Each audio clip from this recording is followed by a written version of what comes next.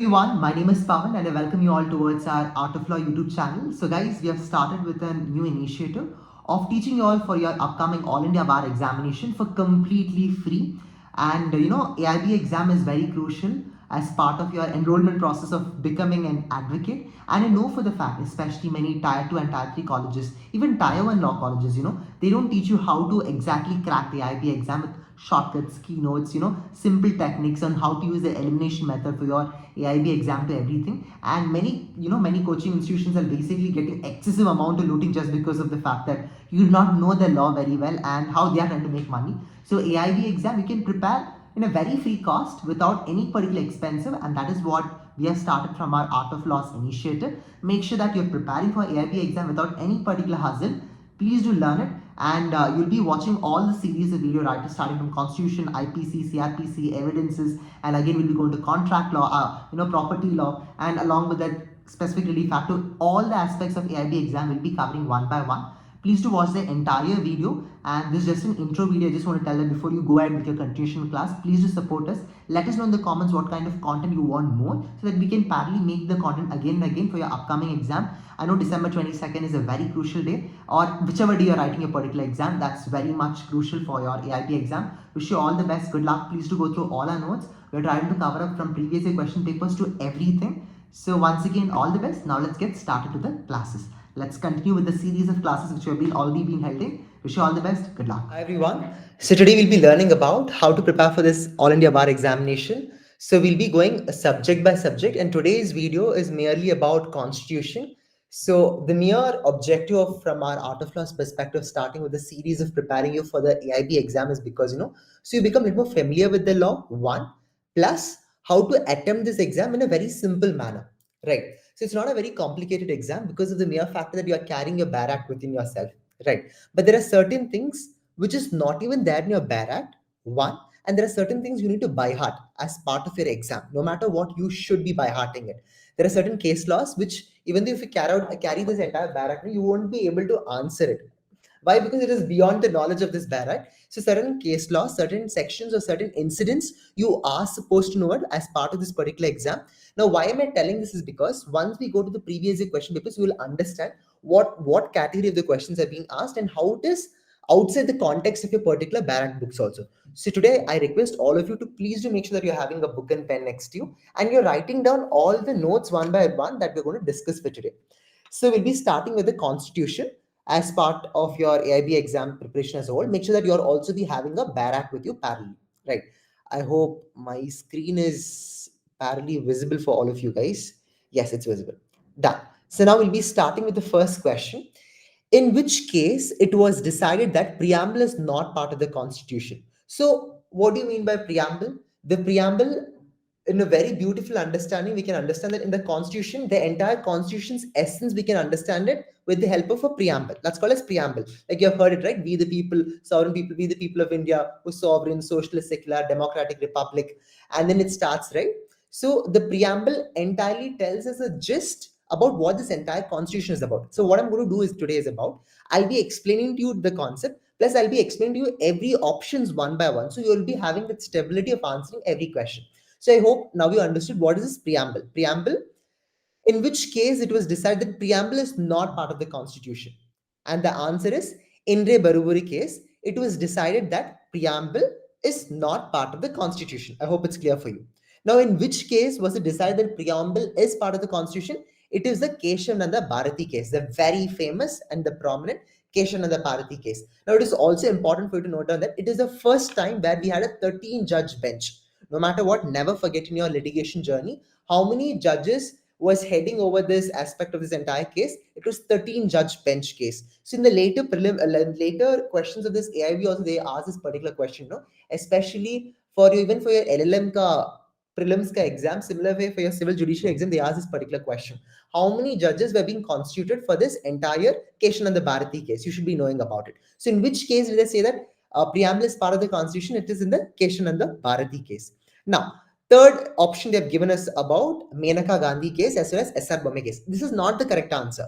But today I want to teach you as part of our Art of Law initiative to make sure that you're very familiar with the other kind of options. Sendre Beruberi case, you understood that they said that it's not part of the constitution. In Keshananda Bharati case, they said that it is part of the constitution. Whereas in the Menaka Gandhi case, it is known as the famous passport case. You know about this famous passport case, right? So we will be doing a case analysis of all the important landmark judgments you're supposed to know.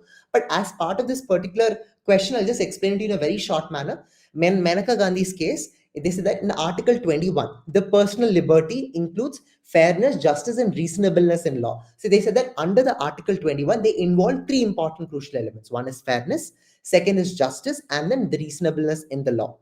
Now, in SR Bomme case, what they say, secularism is part of the basic structure doctrine. So under the basic structure doctrine, they also add this secularism in this SR Bomme case. I hope this is clear for you. So tomorrow if they ask, in which case was it decided that secularism is part of the constitution, what will you write? You'll write immediately the SR Bomme case. Very simple. Now, second question. The ban on smoking in public place is a violation of which one of the following articles of the constitution?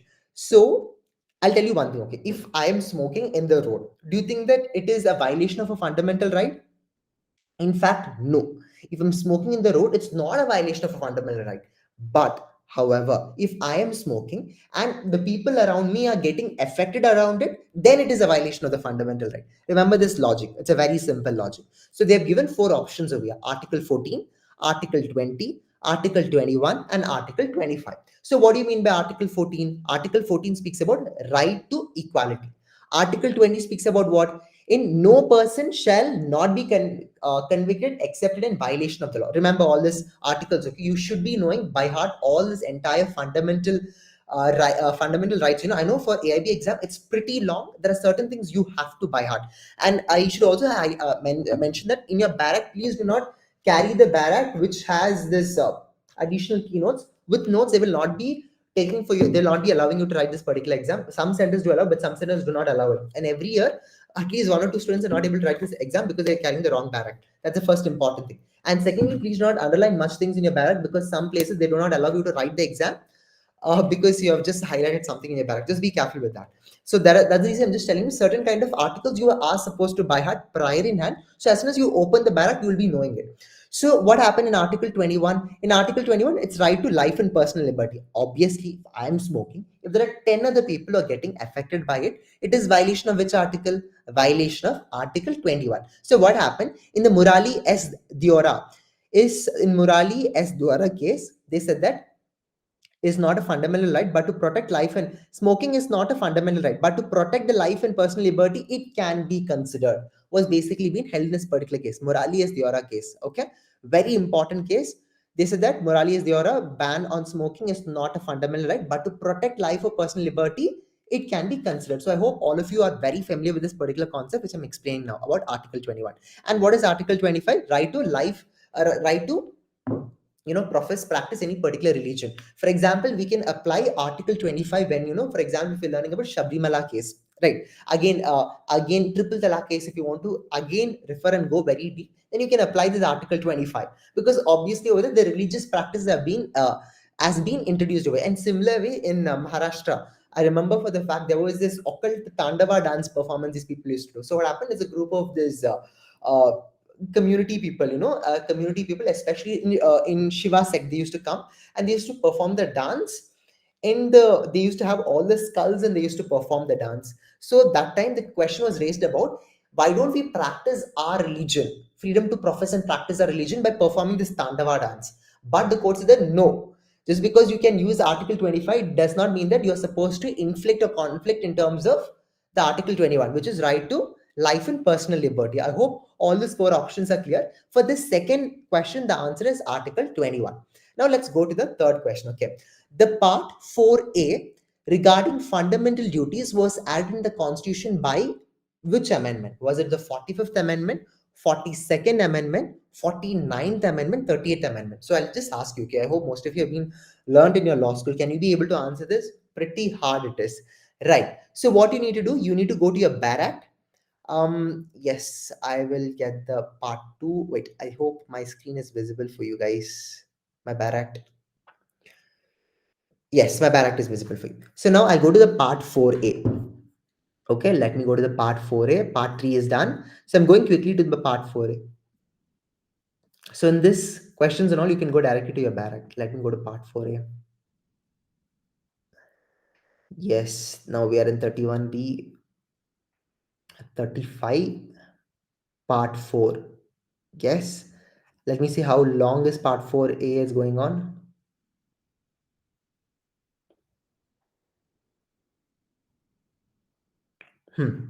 Let's see the question now. Okay.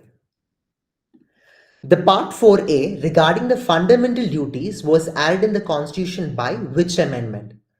Part 4A regarding the fundamental duties. Fundamental duties. So now that there is directive principles over here, but along with it, if you observe, the fundamental duties comes under this part 4A. Okay. Now under this part 4A, the fundamental duties, what is the question? Where is the, which kind of amendment is applicable over here? So how will you search? It's very hard for you to search it, right? So very simple. In part 4A, can you see this footnote over here? Very simple. One footnote can you see over there? That. If you just quickly search away, INS dot means it's inserted by the Constitution, 42nd Amendment Act 1976. Okay, INS by the Constitution, 42nd Amendment Act of 1976. It was incorporated as a fundamental duty. So if you observe over here, what do they say in the 42nd Amendment Act? Fundamental duty was basically being incorporated in this particular. So you not by heart this amendment, okay? So it's very easy tricks. There are certain tricks you can apply in your barrack to figure out where it is. Okay, so now you can observe this one inserted in the Constitution by the 42nd Amendment Act 1976. Now, next question. The state is connection with the directive principles. So I'll tell you very clearly, okay? The state in connection with the directive principle, there are four options given. Has a meaning, giving reference to the fundamental rights, means only by union and state legislation, means all three organs of the government, means the same thing as in connection with the fundamental rights. So now what I want to explain over here is about in the state in connection with the directive principles. If you observe our entire constitution, go to article 12, quickly go to article 12. What is it saying? Article 12 emphasize about the state. Right. What does it say? In part, unless in context of otherwise requires, the state includes the government and parliament of India and the government and the legislation of each of the states and all local and other authority within the territory of India or under the control of government of India. So can you apply the fundamental rights over here? Obviously not. See, I know for the fact as soon as we observe this term called a state, we will immediately run to Article 12, but do not run to Article 12. It's a fundamental right. It's coming under part 3. Right, part 3 of the Constitution. But directive principles comes under what? Directive principle comes under part 4. Remember. So you're going to you're going to quickly to the next chapter. So I'll tell you, AIB ka exam, they are being a little more tough enough. They're trying to make it a little more complicated so that we get confused. Right. So we're getting a little more confused. That's why people are like, they're trying to make it a little more tough enough for this entire exam ka prep. So now let me go to the part 4A.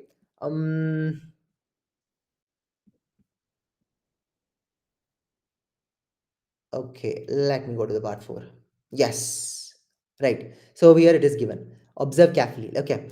The state in connection with the directive principles. The state in connection with the directive principle. What is it mentioned over here? Article 36, if you observe, in this part, unless the context otherwise requires, the state has the same meaning in the part 3 of the Constitution. That means what is there in the part 3 of the Constitution, that same meaning you're applying it over here also. Okay. That same meaning you're trying to apply over here. So obviously what you've written in the fundamental right, that same answer will be applicable over here also.